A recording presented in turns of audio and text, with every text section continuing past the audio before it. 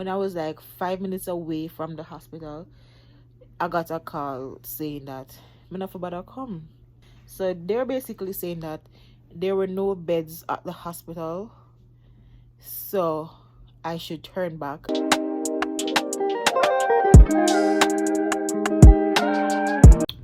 Hey lovelies, welcome back. So this story time is long overdue.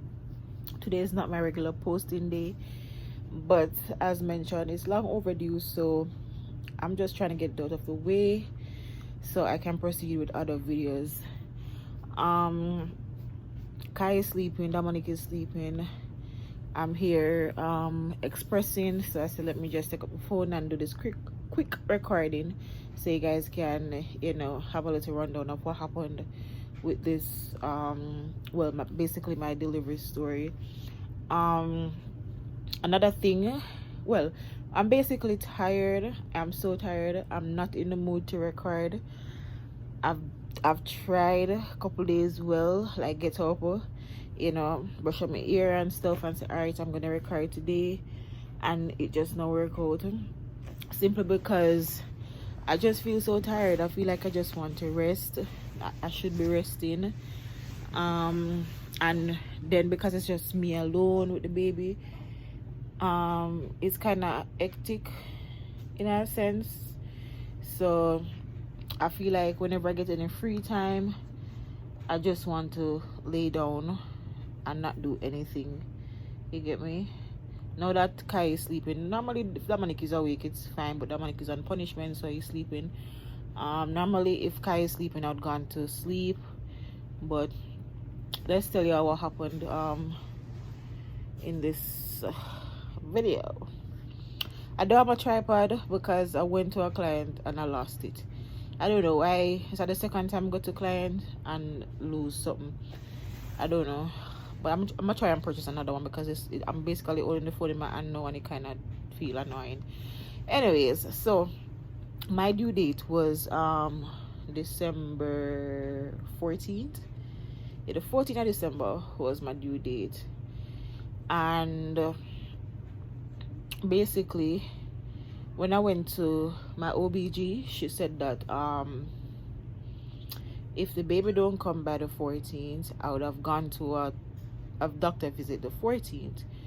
So in my head I was like, I'm not going back to no more doctor visit after the previous week because I should have baby by the 14th. And would I be able to come or not? It don't make no sense me go spend extra money go a doctor when quite frankly throughout all my visits I've been fine, no complications, no, everything been good from I started going to the doctor. You get me? So I'm saying all I'm gonna do, I did the same thing that they did the previous week, which to me it never made no sense, so I didn't go. All right, but she had said to me that if I don't have baby by the 14th, like if I don't go in labor on my own, she gonna schedule, or she requests a day to be scheduled for me to go in for induction. Right, so I was just there on the 13th, which y'all saw that video when I got the call to say that I should come in on the 14th for a scheduled induction. Right, so they called me the day before to come in the 14th. So I got up, fix up my little self as y'all saw in that video and stuff, and was on my way to the doctor, to the hospital. Basically it was like 20 minutes away from me, and when I was like 5 minutes away from the hospital, I got a call saying that I'm not about to come. So they're basically saying that there were no beds at the hospital, so I should turn back and go home and basically be comfortable. Of course I was like, this is weird. Like, who does that? You get me? But it kind of, but then again, I never to take it too hard because I say, I try to be positive and say everything is for the best. So if me not get for go in, that means God never ready, never ready for me a baby yet or whatever. So I kind of just turn back and come home. right? So when we come home, the Wednesday, them never call me. They never call me. I get mixed up already. Me talk the story good enough, and the day them start mix up. So the Wednesday and Thursday, they didn't call. They didn't call the Wednesday nor the Thursday. Right? So I think I called the Thursday morning, basically saying, what's going on? Like, you guys haven't reached out or anything. So they're basically saying that no beds are available. That's why they didn't call and stuff like that. So they called, I think the Friday. They called me the Friday. And I missed the call. I missed the call the Friday. They called me after 9 Friday, right? By the way, my phone been on do not disturb. Like, I've been in this space mentally where I'm just not accepting any phone calls. Like, I can't deal. You get me? Like, I can't. If you want me, you have to text me. And when you text me, it's not guarantee I'll respond same time. And that's just to protect my feelings and how I'm, processing and going through certain stuff. So my phone is always on do not disturb, or it's on silent. So when you're calling me, you're not gonna get me. All right. So I saw the missed call after 11, but I had a client. Was this I think it's either the Friday or the Saturday, but I had a client, right? I think my brain's mixed up, but it's either the Friday or the Saturday. I'm just trying to give you guys specific dates or specific days, you understand? But it's between the Friday and the Saturday. I had a client when they called. A lie, the Saturday. I remember because I did a client the Thursday, and then they wanted me back for the Saturday. But I told her that I wasn't sure if I was gonna make it the Saturday to do her makeup because,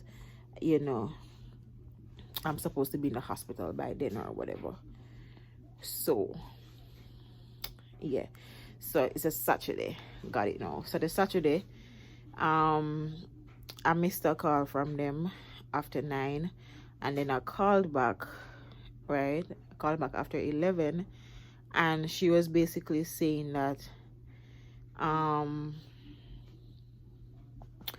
could come. They have a space now available and whatever. That's why they were calling. So I was like, all right, then what time can I come? And she said to me, I can come anytime throughout the day. I could come. So I said, all right, I'm not feeling any pain. I'm not in labor or anything. So why not go and make an extra money before I go to the hospital to have baby? So I said, all right, then I'm gonna go do my client, and then I just go straight to the hospital afterwards. Can you believe me that I went to the client and then I went to the hospital, and when I got there were no beds. No beds. No beds. So I'm like, then why not call if we not have a bed? She was saying to me that when she called, a bed was available, but no bed is available. So what they're basically saying that, because I'm not in active labor, or what they were saying, I'm not in active labor or anything, I'm okay. So if somebody come in emergency or feeling pain or whatever, they're going to prioritize that patient over me, because it's not like I'm feeling any pain or anything like that. So when I went there, I reached after 5, and then she was saying that I can sit and wait to see if a bed becomes available. So I was there until after 7 waiting. From after 5 after 7, waiting to see if a bed will be available. And then I called back and I was like, any update? Because I didn't call.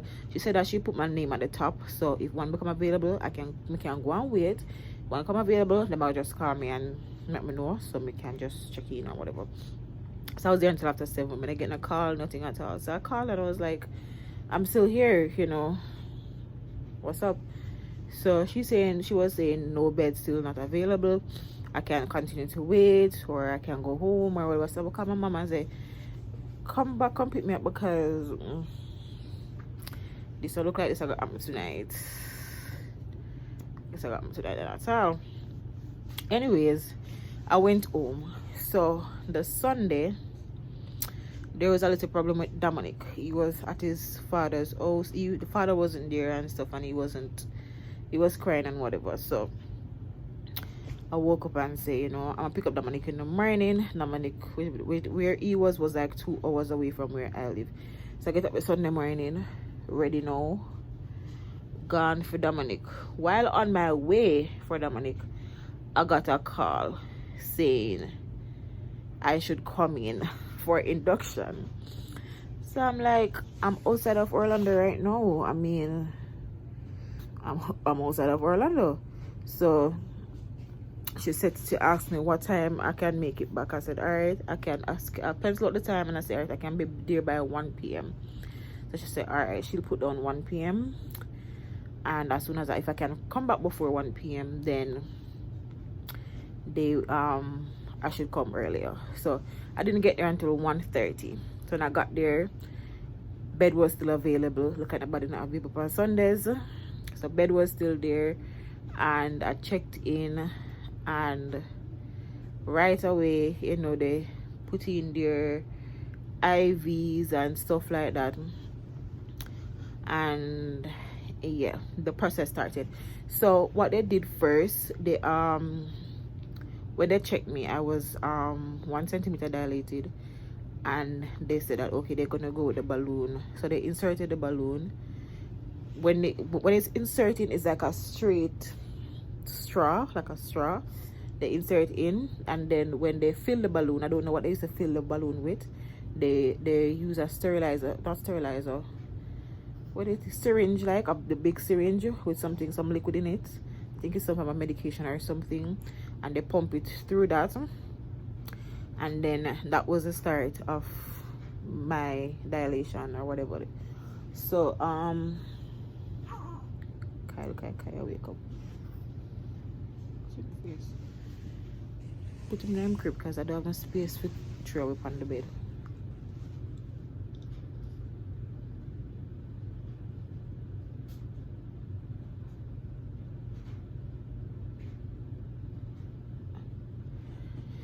Alright. So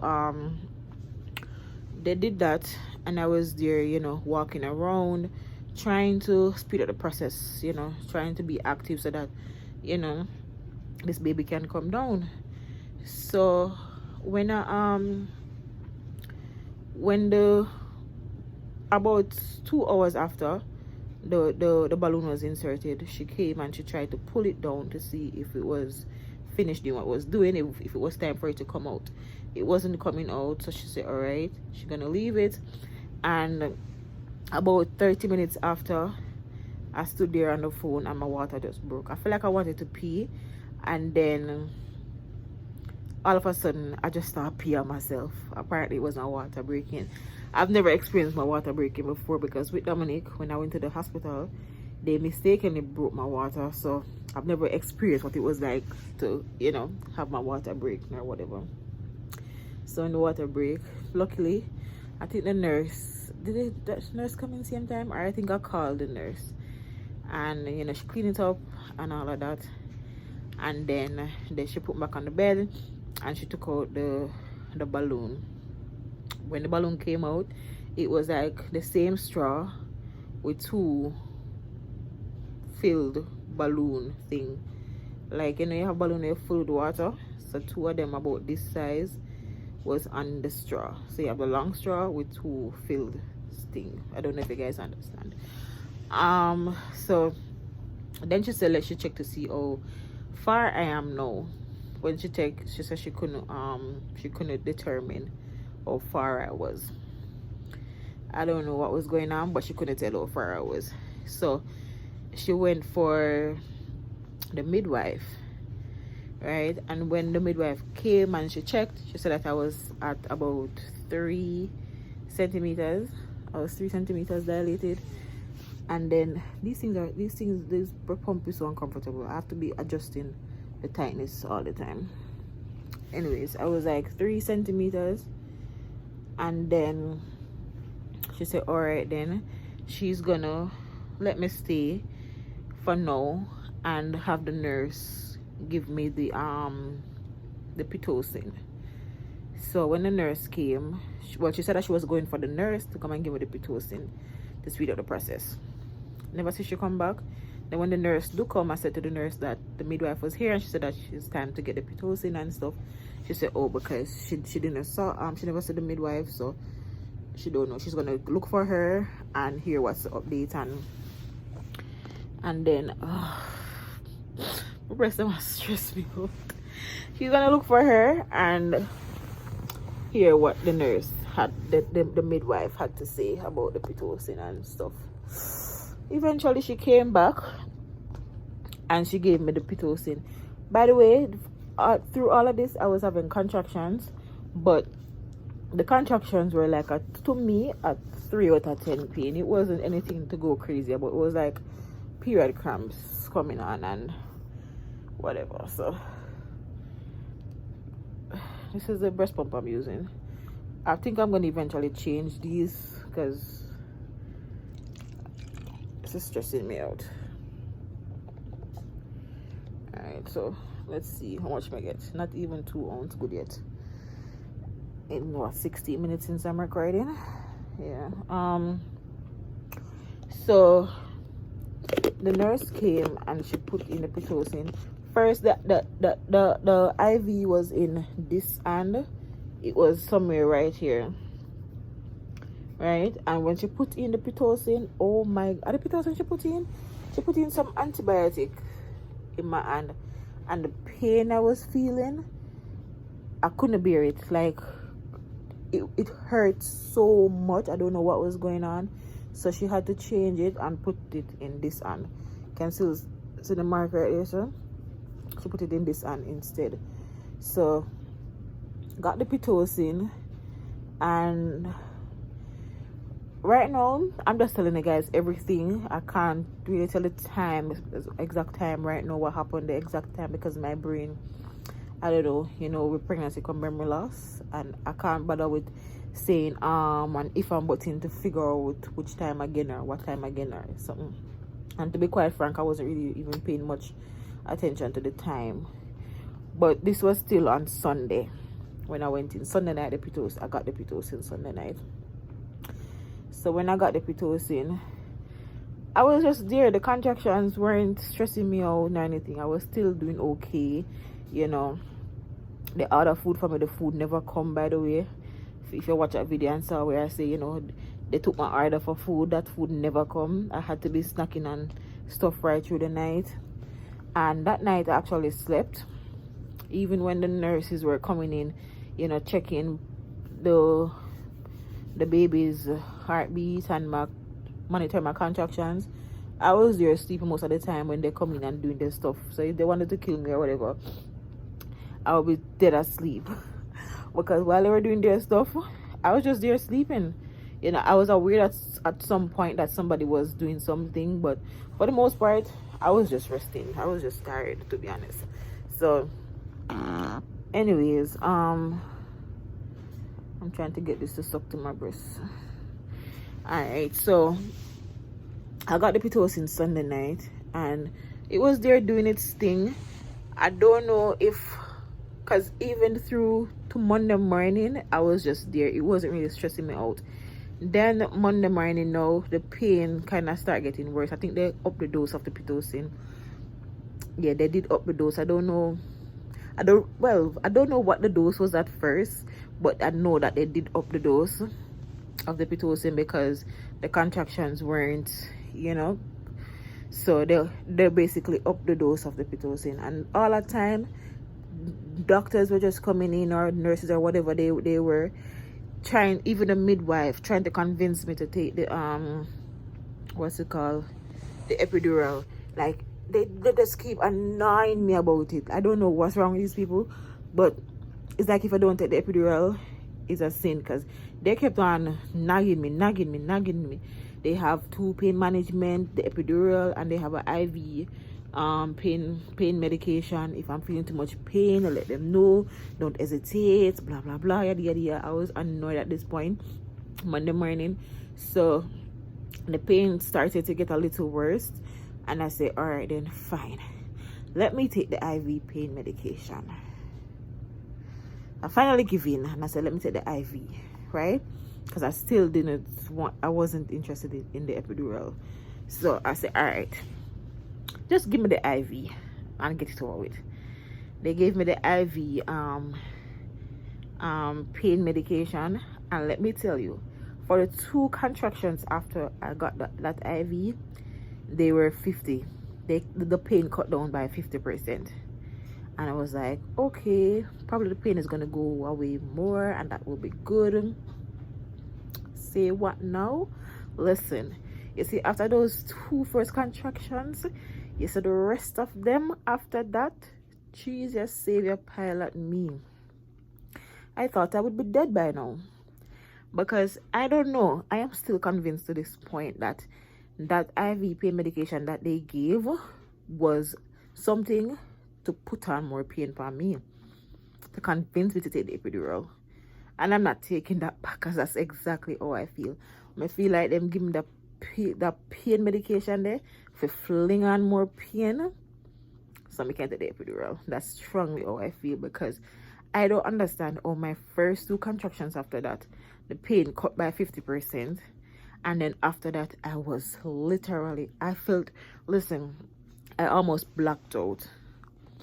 I was beating down the bed, I was going screaming. I was at one point, how bad the pain was, my chip a bad word, like me that say bumble clot, but me say bum I couldn't finish it. Come with my mother there, and my mother to say, my mother started, before you call out to God, you did that way a cuss bad word, and she did there at home, and I just said, before you call out to God, you did the way a cuss bad word. Listen, I say, like my asthma, why me a job because I'm a breast sure.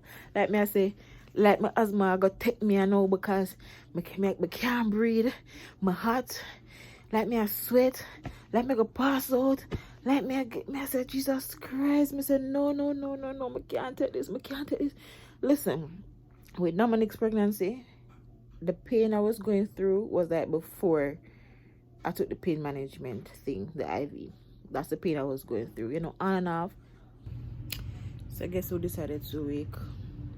Anyways, my battery died. As I was saying, what was I saying again about the pain? I think again that what they did was give me something to make me feel more pain. Take the pasta already, you know, so that I could do the epidural.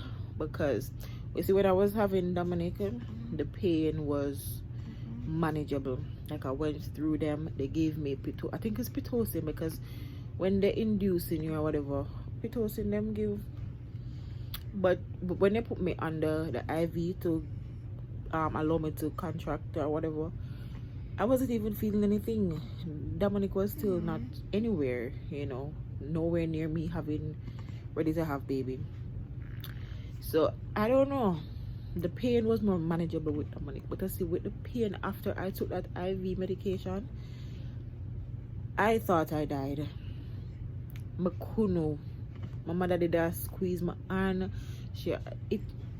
Listen, the nurse told her to squeeze my side.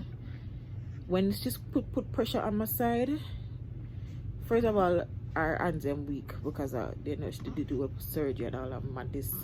So she now give me the right pressure. So she pushed on the right pressure on my side, I can feel a relief. But when she now go as hard, I feel every inch of pain. I was listen to me. I said, give me it. I start bawl. I said, give me. First of all, when I ball of tears now come, I to my dry eye, there's no tears. But as I met nice. So I said, no. I said, no. I can't do this. Give me it. I'm gonna take epidural. Give me the epidural. I can't do this. So yes, we're all wondering. I took the epidural last minute. I took the epidural when I was at after I got the Pitocin, and the midwife had came back. She said that I was 5 centimeters dilated, because remember I was telling her that the nurse wasn't able to see how far I was, but after I got the Pitocin I was 5 centimeters.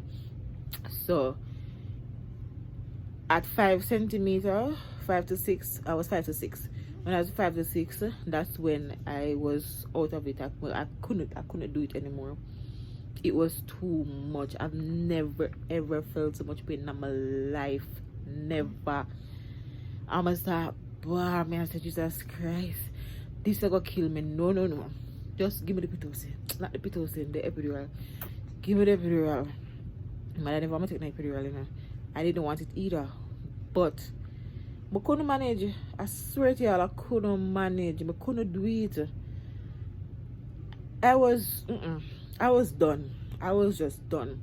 And funny enough, you see, when the guy comes to put in the epidural on my back, and the contractions are come on, the nurse I said, squeeze my hand. She put my hand on her shoulder and she said, squeeze my shoulder and squeeze my hand. She was so nice because every time a contraction I come on while the guy I do something, she tell him say contraction I come on. I tell her, she tell him say contraction I come on, you know, for kind of ease upon where I do so I can fight through it. And Jesus, listen, I don't want to go through this again. I don't want to go through this again. Anyways, they put in the epidural. It never hurt putting it in. Never hurt, to be honest. I never really feel no pain. Probably it hurt, but because the pain I want me to feel to how intense it was, I couldn't even feel like the pain there. So probably it hurt, but I just not realize it really hurt me. Anyways, after the epidural going, I can feel pressure. They said that my foot would have gone numb, my lower body would have gone numb, but I wasn't really numb. I was still able to move my foot and everything. I wasn't numb, so I don't know how that part works because I wasn't numb or anything. So after I went in though, I could feel pressure coming down. You know, I could feel pressure coming down, and I was having contractions, but I wasn't really feeling them, to be honest. I wasn't feeling much pain again after I took the epidural. And then all of a sudden I feel this crazy pressure coming down. I know what the pressure is, the baby's coming down because they never experienced it before. So I feel this crazy pressure like more and doo-doo. That's how it feels, like it come down in your bottom. You not feel it in your vagina and you feel it in your bottom. That's where you feel the pressure coming down. And I told them that, you know, I feel I'm ready. Like the pressure I was feeling was giving me the urge to push, even though I shouldn't be pushing. Because when I say I want to push, I told them I want to push, and they were like, no, don't push it, let me check it to see. And when they checked me, I was 10 centimeter. 10 centimeter. It took me to get that damn epidural to get to 10 centimeter. Can you imagine? Anyways, the baby was coming down at that point. I think it's 20 minutes after the epidural.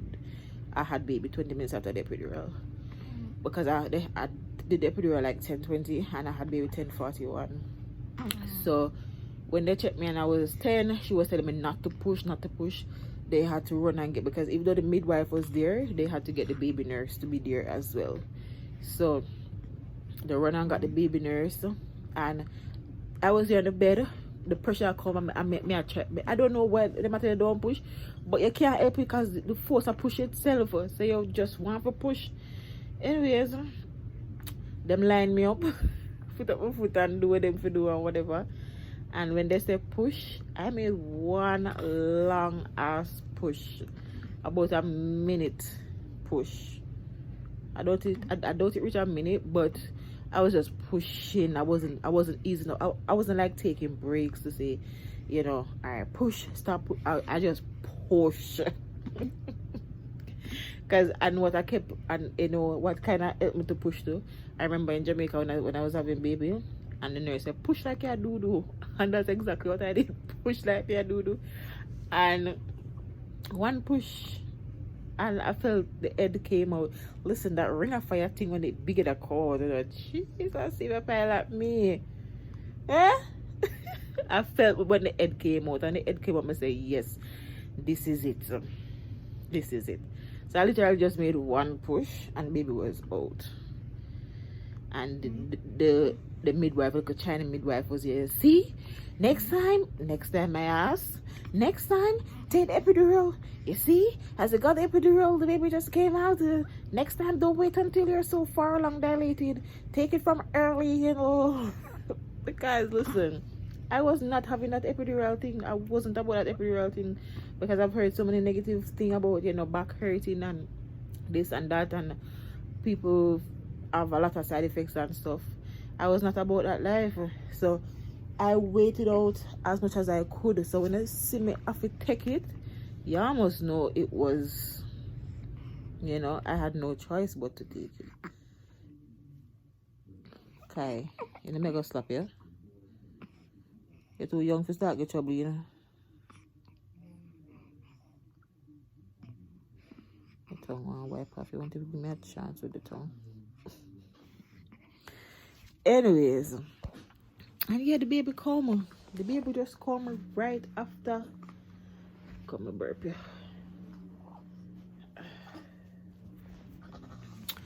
The baby just come right after I took the epidural.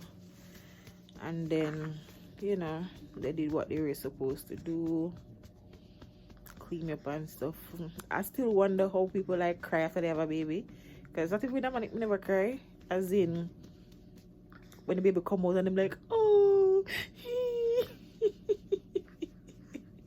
Probably me not emotional. But I don't know. Oh, good job, baby.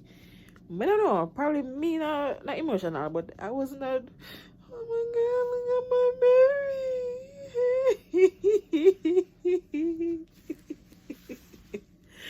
I was glad it was over though. I was really glad it was over. Hey, Papa. What you looking at? Hi. Hi. Oh. Hi. I see you want to sleep?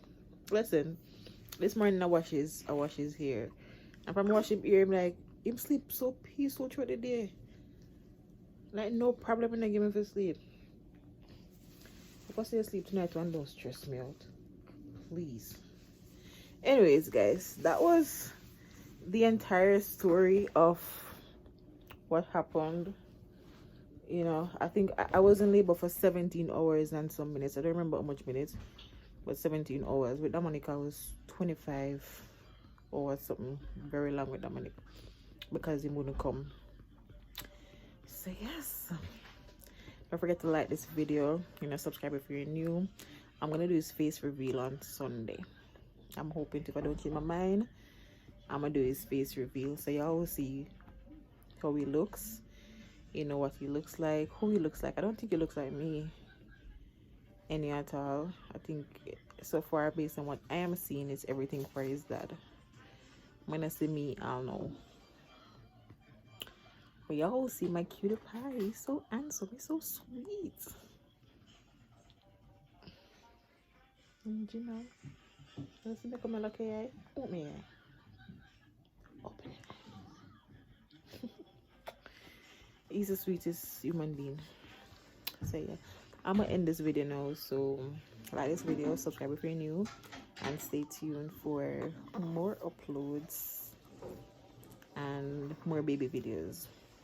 I'm just resting now, as I said, trying to get my mental health together because it's not mental in right now.